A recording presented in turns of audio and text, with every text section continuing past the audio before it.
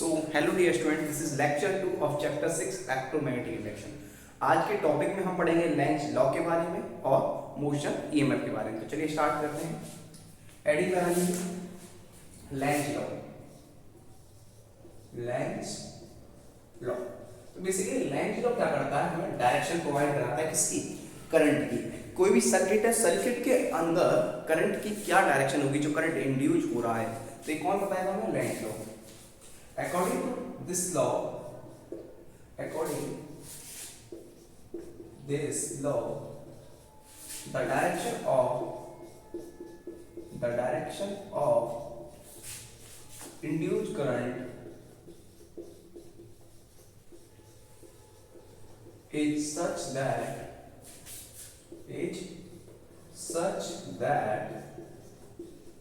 it opposes the cause producing it. It opposes the cause producing it. यानी कि क्या बोलना चाह रहा है, लेंज लॉ के अकॉर्डिंग जो डायरेक्शन होती है किसकी, इंड्यूस करंट की, कुछ ऐसे होती है वो अपोज करता है जो इसको पैदा कर रहा होता है, यानी जिसकी वजह से दुनिया में आया है उसी को अपोज कर रहा है, एक तरीके से आप समझ लीजिए। यानी कि अब सिंपल भाषा में समझना चाहूँ, सर्किट है, सर्किट में मान लीजिए मैग्नेटिक फ्लक्स इंक्रीज हो रहा है, मैग्नेटिक फ्लक्स इंक्रीज हो रहा है, तो लेंज लॉ के अकॉर्डिंग डायरेक्शन कुछ ऐसे होगी करंट की कि जो मैग्नेटिक फ्लक्स है वो डिक्रीज हो। अगर मैग्नेटिक फ्लक्स डिक्रीज हो रहा है तो मैग्नेटिक फ्लक्स को इंक्रीज करने की कोशिश करेगा। ठीक है, एक एग्जांपल ले लेते हैं सिंपल सा, थोड़ा सा उससे बेटर समझ में आ जाएगा। जो आपने वैसे पढ़ा था यहाँ पे ईएमएफ का फॉर्मूला -d∅dt, उस समय मैंने रीजन एक्सप्लेन नहीं किया था कि माइनस का साइन क्या होता है। आई होप अब आपको ये समझ में आ गया होगा कि लेंज लॉ भाई अपोज करता है, यानी negative sign source opposition, sign source opposition, यानी अपोजिशन अपोज करता है, इसको ये शो करता है। ठीक है जी, ओके।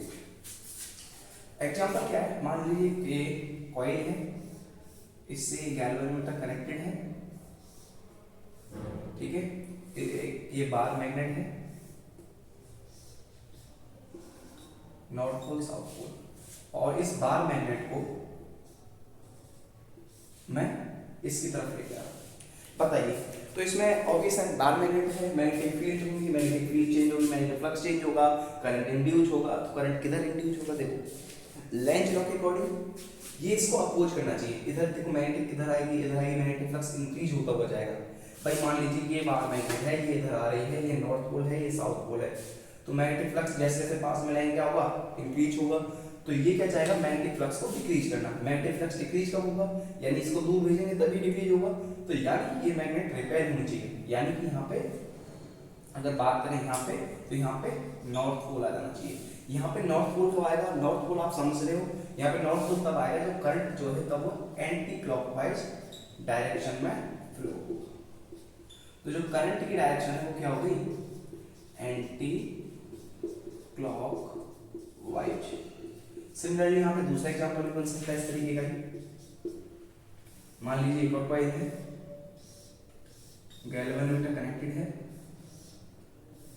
जो बार मैग्नेट है, इस बार नॉर्थ पोल साउथ पोल, उसको हम v वेलोसिटी से वापस दूर लेके आ रहे हैं। ठीक है, ये क्या कनेक्टेड है, गैल्वेनोमीटर।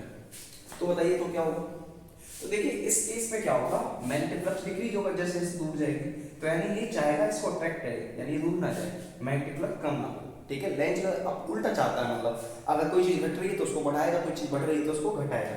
तो यहाँ पे साउथ पोल आना चाहिए। यहाँ पे साउथ पोल आने का मतलब है कि यहाँ पे जो करंट फ्लो होगा वो क्या होगा, क्लॉकवाइज डायरेक्शन में, यानी इस बार करंट की डायरेक्शन क्या होगी, क्लॉकवाइज होगी। आई होप आपको इतना समझ में आ गया होगा, तो इतना नोट कर लीजिए, फिर आगे बढ़ते हैं। चलिए नोट कीजिए, फिर आगे बढ़ते हैं। फिर बात करेंगे हम मोशन ईएमएफ के बारे में। चलिए नोट कर लीजिए इसको। देखिए, अगर इसमें कुछ डाउट रहा है तो आप नोट डाल के 2 पॉइंट भी लिख सकते हैं। देखिए पॉइंट क्या लिखेंगे आप, नोट डाल के 2 पॉइंट लिख सकते हैं। पहला पॉइंट ये लिखेंगे, जब भी आपको नॉर्थ पोल की बात की जाए, यानी जहां पे नॉर्थ पोल क्रिएट करना हो, देखो आपने पढ़ा होगा वैसे जी, कि ये मैग्नेट रहती थी। 10th में पढ़ा देते हैं कि नॉर्थ पोल, थोड़ा सा डायग्राम मैं उसी हिसाब से बनाना चाहता हूँ।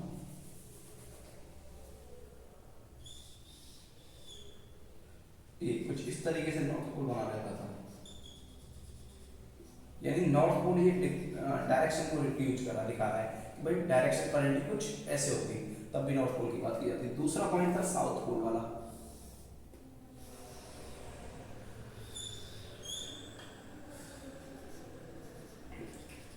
ये साउथ पोल की डायरेक्शन को दिखा रहा है।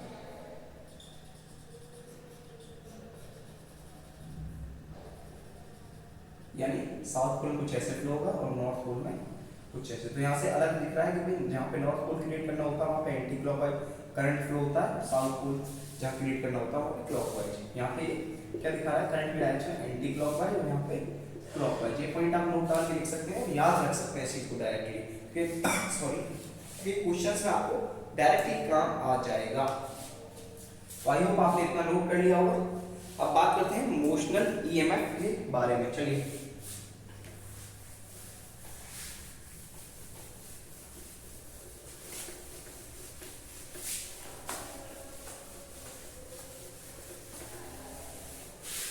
मोशनल ईएमएफ हेडिंग लगा लीजिए, मोशनल ईएमएफ,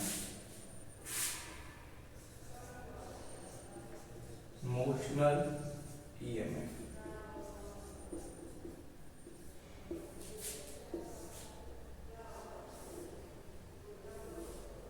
मान लीजिए यहाँ पे कुछ ये मैग्नेटिक फील्ड है अंदर की डायरेक्शन में, ये मैग्नेटिक फील्ड की डायरेक्शन है।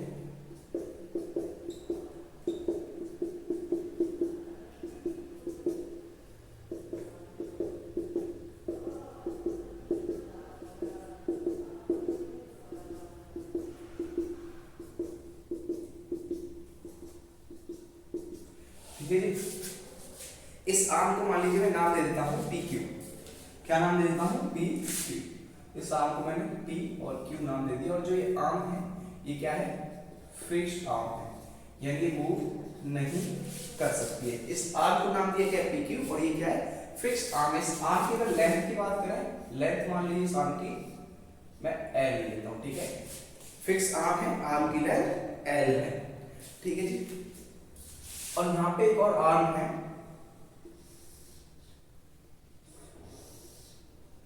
इस आर्म का नाम है आर एस, ठीक है जी।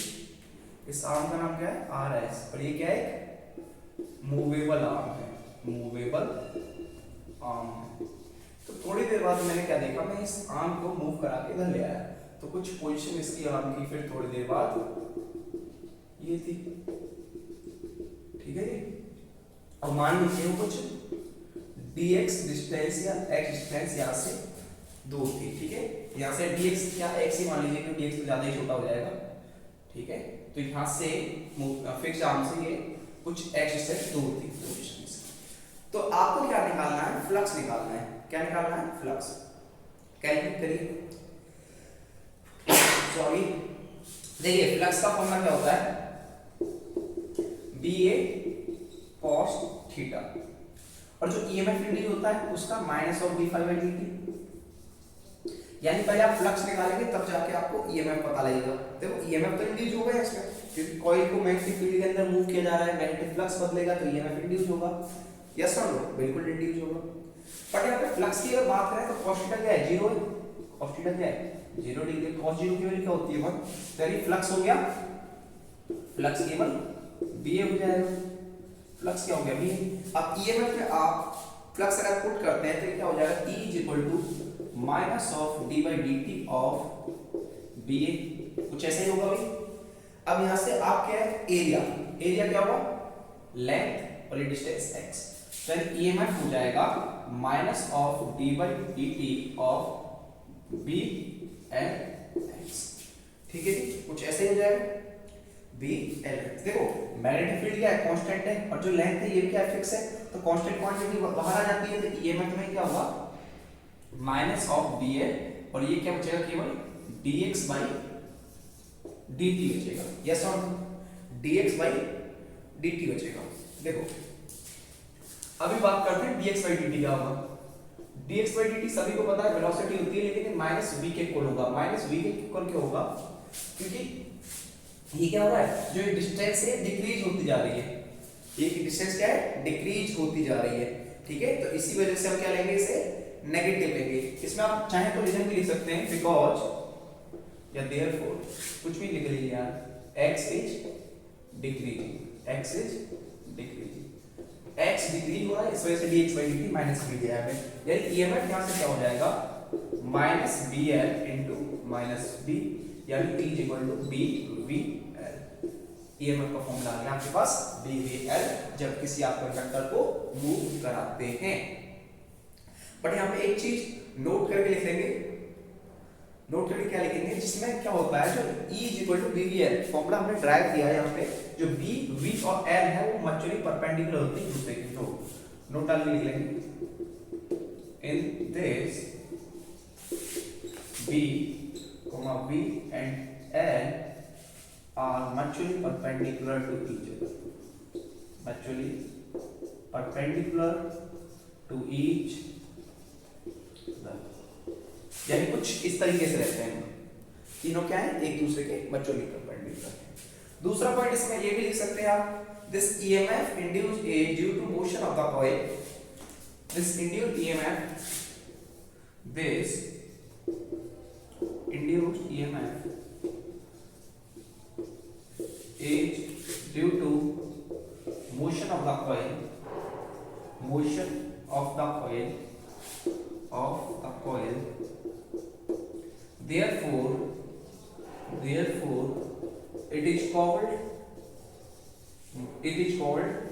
motional EMF, it is called motional EMF। यानी क्या बोल रहा है, जो EMF इंड्यूस हुआ है मोशन ऑफ द कॉइल की वजह से इंड्यूस हुआ है, इसी वजह से इसका नाम क्या रख दिया है, मोशनल EMF रख दिया गया है। इतना नोट कर लीजिए, फिर आगे बात करते हैं कुछ रूल्स पे। कुछ रूल्स होते हैं मैग्नेटिक फील्ड की डायरेक्शन फाइंड करने के लिए, राइट हैंड थंब रूल होता है, तो उस रूल को भी हम पढ़ेंगे। इतना नोट कीजिए, पहले फ्लेमिंग का राइट हैंड रूल है वो पढ़ेंगे, ठीक है भाई, नोट करिए।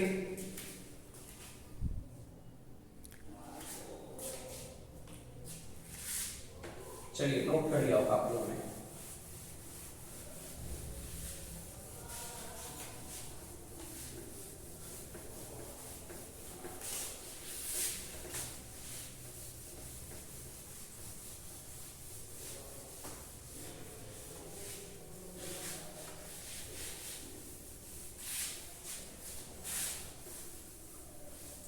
अब बात करते हैं, हेडिंग लगा लीजिए, rules to find direction of induced movement.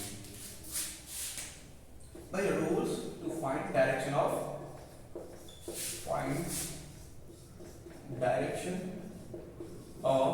Induced EMF की डायरेक्शन फाइंड करने की थ्योरी लेकिन होगा, मैं डायरेक्टली कर सब समझना। इसमें लिखेंगे Fleming right hand rules, Fleming left hand rule ही लगाना है भाई, राइट हैंड रूल ध्यान रहे, Fleming right hand rule, right hand rule.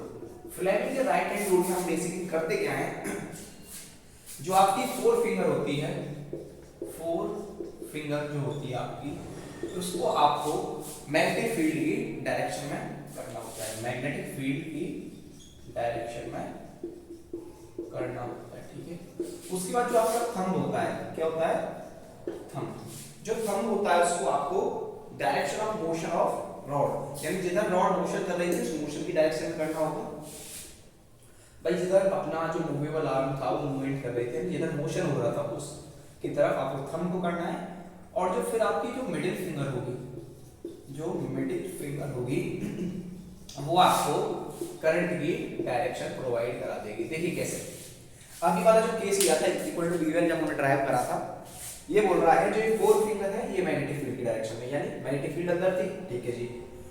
Thumb motion की डायरेक्शन में, मोशन किधर हो रहा था, इधर हो रहा था, मोशन भाई इधर साइड ही हो रहा था। रॉड को हम, ये रॉड थी तो रॉड को कुछ ऐसे ही मूव कराया गया था, यानी मैग्नेटिक फील्ड अंदर, मोशन थंब के इधर, और जो मिडिल फिंगर होगी फिर करंट की डायरेक्शन देती है, यानी करंट की डायरेक्शन किधर आ रही है, नीचे, यानी करंट कुछ ऐसे फ्लो होगा। यहाँ पे हमने PQ माना था, यहाँ पे PQRS, यानी SR क्यू पी, यानी कुछ करंट ऐसे फ्लो होगा उसमें, यहाँ से फ्लो के ऐसे जाएगा फिर कुछ ऐसे, ठीक है, क्लॉकवाइज करंट फ्लो होगा, ठीक है, जो पिछला वाला एग्जांपल था, नोट करिए।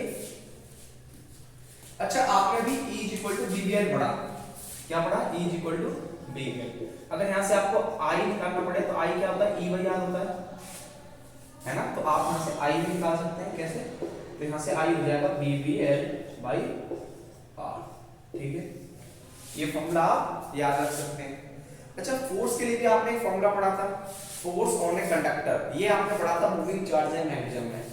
फोर्स ऑन ए कंडक्टर आपने मूविंग चार्ज मैग्नेटिज्म में पढ़ा था, जो फॉर्मूला पढ़ा होगा वो आपने पढ़ा था ILB sin थीटा, यही पढ़ा था। लेकिन यहाँ पे sin थीटा की जगह तो sin 90 डिग्री है भाई, लेंथ और मैग्नेटिक फील्ड के बीच में, लेंथ ऐसे है, मैग्नेटिक फील्ड अंदर है, 90 डिग्री का एंगल बनता है, sin 90 डिग्री क्या होती है 1। तो फोर्स क्या हो गया? ILB, ठीक है जी। I की वैल्यू आप पुट करेंगे BV, और ये B लिख लीजिए कि मैग्नेटिक फील्ड होती है BVL by R into L into B, और sin 90 की वैल्यू 1। तो यानी फोर्स क्या हो गया आपका? फोर्स हो गया B square L square V, B square L square V upon R, ये आपका फोर्स आता है। आई होप आपको इतना समझ में आ गया होगा। उसके बाद पावर की बात करते हैं। पावर के देखिए दो फॉर्मूले होते हैं, पावर के दो फॉर्मूले होते हैं, अगर आपको ध्यान हो। पावर का एक फॉर्मूला होता है फोर्स इनटू वेलोसिटी, और दूसरा और I स्क्वायर R। इसमें से किसी भी फॉर्मूले में आप पुट कर दें तो आपको पावर मिल जाएगी, ठीक है। मैं इसमें पुट कर रहा हूँ फोर्स इनटू वेलोसिटी में, आप किसी में पुट कर दें तो फोर्स क्या है? B square L square V upon R into V। तो यहाँ से पावर क्या आ गई? B square L square V square by R, ये आपकी क्या आ गई? पावर आ गई। अच्छा, अगर इसमें पुट करना चाहें power equal to I square R, तो क्या सेम आएगी? जैसे अब भी सेम ही आएगी। I क्या है? BVL बाई R का स्क्वायर इंटू R, यानी ये क्या हो जाएगा? पावर क्या हो जाएगा फिर? B square V square L square upon R square into R। R से R कैंसिल आउट होगा तो पावर क्या बचेगी? B square V square L square by R। Power यहाँ पे भी यही आई थी और यहाँ पे भी यही आई है, यानी पावर में कोई भी बदलाव नहीं आया है। तो आप इसको नोट कर सकते हैं। और आज का लेक्चर हम यहीं पे समाप्त करते हैं। आई होप आपको सब समझ में आ गया होगा। नेक्स्ट लेक्चर में हम बात करेंगे एडी करंट्स, अनडिजायरेबल इफेक्ट क्या होते हैं एडी करंट्स के, उसको मिनिमाइज कैसे कर सकते हैं एडी करंट्स को, एडी करंट को फुकाल्ट करंट बोला जाता है, क्यों बोला जाता है, ठीक है। तो सारी चीजें हम पढ़ेंगे अगले लेक्चर में। लेक्चर 3 भी काफी छोटा होने वाला है, और आई होप ये सब चीजें आपको समझ में आ गई होंगी। फॉर्मूले वगैरह वैसे ड्राइव कर दिए गए हैं, तो याद भी रखें। अगर कोई क्वेरी होती है फिर भी तो आप पूछ सकते हैं, ठीक है। Okay, thank you students.